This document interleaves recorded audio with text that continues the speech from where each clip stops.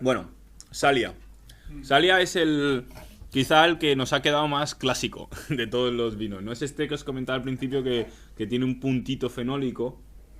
Sí, Salia es la parte de la parcela de Syrah, la parte de la parcela de Syrah de suelos más profundos y arcillosos, igual que Finca Sandoval. De momento estamos con suelos arcillo-calcáreos, es decir, suelos donde buscamos vinos más sencillos, de menos estructura definida, digamos, en la boca, que te dan, por ejemplo, la arena o el limo con calcáreo, que dan una estructura más, un esqueleto más definido, ¿no? Más recto.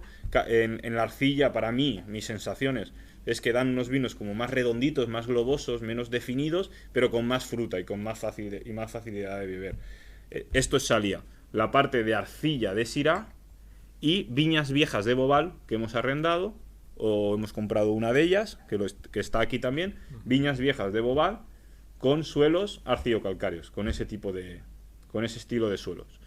Salia es un 60% Syrah, 40% Bobal, y esto está en barrica también, pues aproximadamente un año y embotellado.